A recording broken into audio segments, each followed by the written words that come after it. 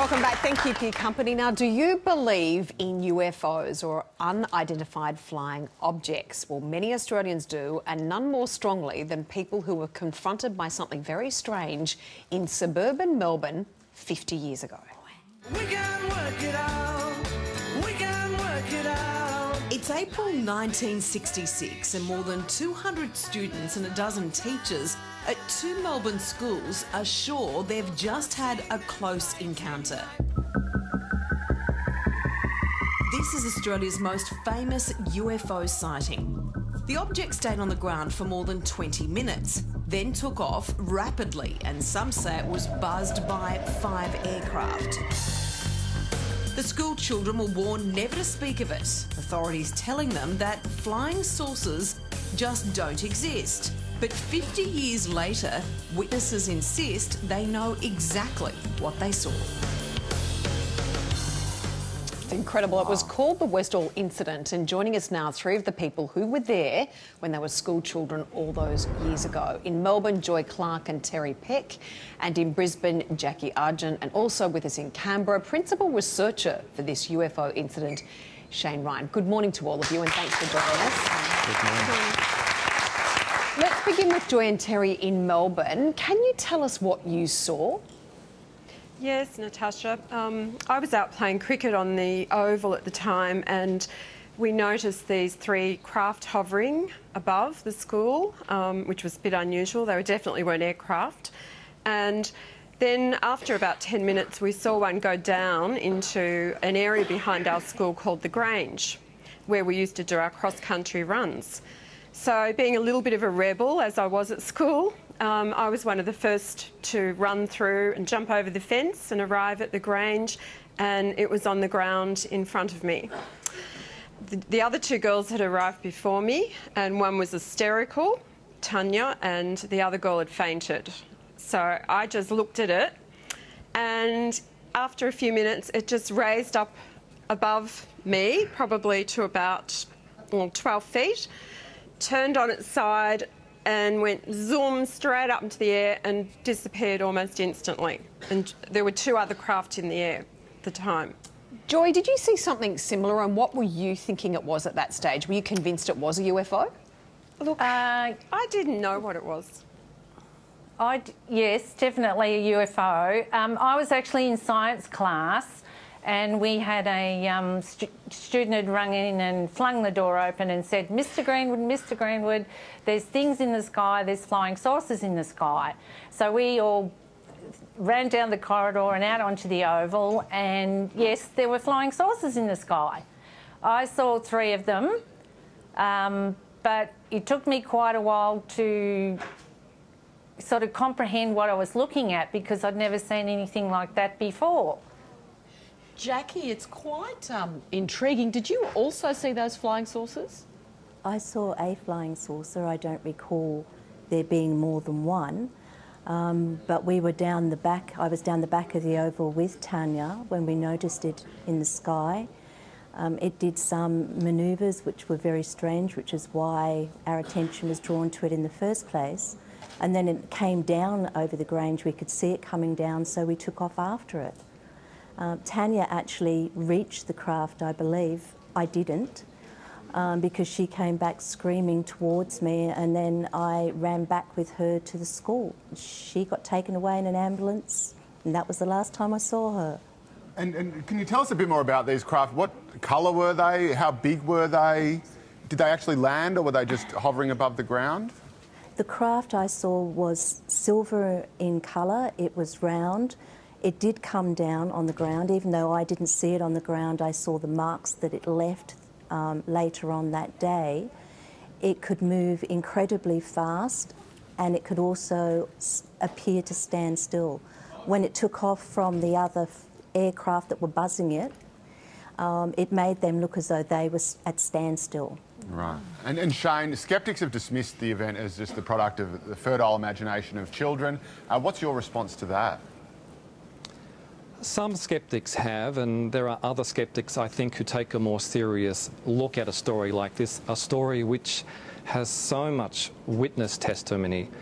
I'd like to begin by paying tribute to Joy and Terry and Jackie and all the other witnesses who have been brave enough to come forward and talk about this story.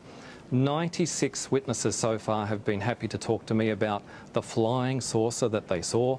147 people have come forward and spoken to me about the circles in the paddocks that were left behind by the flying saucer. So if you just look at those numbers alone, you realise we're looking at something pretty important. Now, remember, when we talk about UFOs, obviously in the general social consciousness, people think about extraterrestrial craft. UFOs simply means unidentified flying objects. We don't know what an extraterrestrial spaceship, for example, would look like. Now, it just simply means something that was seen in the sky that nobody could easily identify. And I think we have to begin with that. Now, as interesting as a program as The X-Files is, and absolutely it is, I think this is a UFO story that all Australians need to know about, need to take seriously. Can I ask what happened to the girl? You took her back to the school, the one that was hysterical. Is it Tania? And she went into the hospital, and then you went to visit her at her place, and they said she didn't live there. That's Yes, right. I went to her house the following day, and an English-speaking woman opened the door and said there had never been a Tania living there. Now, the problem with that is that Tania's parents didn't speak English to start with. I think they were Yugoslavian. So I'd been to this house a lot of times and then was told, no, sorry, you're mistaken. Oh my God, So that's what's happened to her? Do you know if she disappeared? Have you had any contact with her? Do you know where she is and what happened? I have had no personal contact with her. I know one of the researchers has. She prefers to stay anonymous and not be involved in anything at all. She told the researcher that she had no recall of what had happened. And then there was a very odd story about her parents putting her in a convent for some reason that was, to me, totally ridiculous. That's it. Terry, we've seen drawings that look like a flying saucer and even two flying saucers. Can you describe for us what was there? Yes, it was about 1.5 times the size of a normal family sedan, and it was round, silver coloured. There were all lights around the bottom of it, no windows. It threw off a bit of a heat, and it was making a low buzzing sound. Did any of you at all witness anyone inside these unidentified flying objects? Did you see anyone? No. No. No. All right, Joy, Terry, Jackie and Shane, stay with us because we're going to chat with you more right after this short break. Now, we've heard firsthand from these accounts, but Australian authorities are actually accused of covering up what really happened. So what's the truth? Don't go anywhere. We'll return in just a moment. Welcome back. Now, returning to our special examination this morning of the Westall incident. Now, it happened 50 years ago when many people reported seeing a UFO land in suburban Melbourne. We're joined once again by Joy Clark and Terry Peck in Melbourne, and in Brisbane, Jackie Argent. Now, they were just school children at the time and clearly remember what they saw. Also joining us from Canberra is principal researcher for this specific UFO incident, Shane Ryan. Joy, to you firstly. Now, you were interviewed by journalists, reporters at the time. What has happened to your story since then, and do you think there has been a cover-up? Oh, absolutely. That film, I was interviewed by Channel 9 and out the front of the school, and a man walked up to me. He was in blue, so he may have been Air Force or perhaps police, I'm not sure. Put his hand on my shoulder and told me to stop talking and go back into the school, and then turned around to the the cameraman and the reporter and told them both to go away. But previous to that happening, not long after the sighting, the army arrived opposite the school in 3 jeeps and jumped out of the back, and they were in camouflage gear and all that sort of stuff. So they were sort of out the school for quite a while. And then we had a special assembly. We were all called to a special assembly and told that we hadn't seen anything. It was a weather balloon. We're all massively hysterical. Don't talk about it. If you talk about it, you'll get into trouble. And I got detention because I had been interviewed by Channel 9. Joy, let me ask you a little bit more about that. What would you say, because there might be people listening to your story today and being a little sceptical and thinking you're a little girl, sometimes memories can change even though we're convinced that we see a particular thing, and perhaps it was a weather balloon or some other sort of aircraft and not necessarily a UFO? No. Definitely UFO. I'd never seen anything like it before, and we were used to seeing aircraft because we weren't that far away from Moorabbin Airport. So we would quite often see the little planes fly around. So it was nothing like I've ever seen ever since either. So how old were you? 12 and a half. Okay. And how soon after you saw the flying saucers did the Army and or possibly Air Force personnel show up? How quickly did they get there? I reckon probably 25, 30 minutes. Right. And Shane, do you think that this could have been some kind of piece of military equipment or some other type of apparatus that's perfectly innocent? Well, I take an agnostic view of UFOs, and this particular UFO story included, because we simply don't know. We don't know what UFOs are.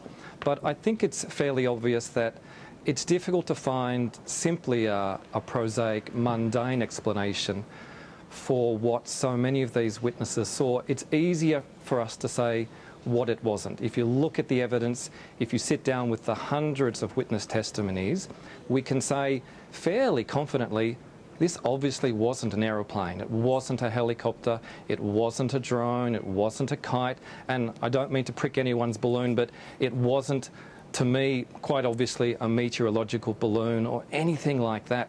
So then we're left with the mystery, what was it? Now remember, when we talk about UFO stories, it's often these days lights in the skies, people out in the outback seeing something while they're alone. This happened in broad daylight, literally hundreds of witnesses.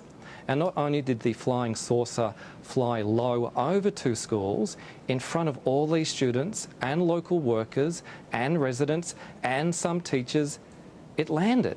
It was either on the ground or close to the ground for several minutes. And in addition to that, there was this incredible response to this incident.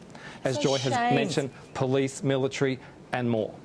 I understand you're a little sceptical at the start before you investigated this. Sure. And you seem also to be saying you're impressing that it's an unidentified flying object, and then you're calling it a flying saucer. Do you think it's an alien craft? Do you think aliens were in there? Or are you sort of playing it safe here? Well, I'm trying to be rational, I'm trying to be logical, I'm trying to be fair to the evidence. I often like to refer to it as a flying saucer because that's what it was called at the time. It was called that because that's what it looked like. A saucer turned upside down on another saucer or bowl. That was the shape that it presented. It was an unidentified flying object. It was seemingly a solid, metallic-looking object that flew, that nobody could identify. Now, I think that's as much as we can say, but what is really interesting is the level of response to whatever this was. And I don't know what it was, but certainly the government authorities, the Royal Australian Air Force, the Army, the Civil Defence Organisation, all responded on this day. Why did they respond, and why, in addition to that, is there no information about this incident publicly available in any of the government archives? There's some of the interesting questions. Terry, over the years you've heard what authorities have said about this incident. How do you feel about what they say about it? Well, look, it's hard to know. Jessica's right in a way. Over the many years our memories do change a little bit, but it is burned into my memory. I know what I saw, and no matter what anyone says, I know that it was something very unusual, and the way it took off at that speed, I doubt very much if there was anything in that day that could take off like that. Shane, you claim you've spoken to more than 100 witnesses. Why do you think there was a cover-up? It seems at very, very high levels. Well, that's the $94 million question, I guess. We do know that a very high-ranking public servant from the Department of Supply was dispatched to Westall that day. He investigated. And after that wonderful Australian documentary, Westall 66, a suburban UFO mystery, was aired on Australian television in 2010, his daughter contacted me and said, thank you for having that documentary made, because my father was there that day and he suffered for what he saw. And she and her brother, I've spoken to them both, really believe that his untimely death just 4 years later was connected with the stress that was applied to him because he tried to get answers to what happened. Why the cover-up? What could it possibly have been 50 years ago that would now be a threat to national security or anybody's reputation or any alliance with another country? Is that possible after 50 years? I think we need the answers. So, Jackie, do you think you'll ever find out about the mystery? No, I doubt it very much. Initially, I would have said it was some sort of test aircraft. I fell in line with that theory. But there's never been an aircraft, to my knowledge, today that can do what that did. So... Sorry, I've had a question for you, but I just think, are you glad to have been able to speak out about this after so long? Do you feel relief? No, not really. I think the experience actually contributed to my demeanour as an adult, the way that I handle situations and the way that I respond in a critical situation in particular. So the bullying that I underwent with those men that came to the school, which was definitely bullying now, has made me more resolved in the way I've lived my life. Is that the same for all of you? Yes and no. I think I've gone a little bit the opposite, where I've become more outspoken and I don't take people's criticism and trying to tell me that I was crazy, because I know what I saw. So nothing will change my resolve. It's in my brain forever. Thank you so much for sharing your thoughts and your stories with us this morning. We really appreciate it. Joy Clark and Terry Peck in Melbourne, Jackie Argent in Brisbane and Shane Ryan in Canberra. We generally really appreciate your time and for sharing your stories. Thank you so much. Thanks, guys. Thank you. Thank you. I think frustrating for them is they are adamant what they've seen and they're very frustrated because they're not believed. It's just bizarre.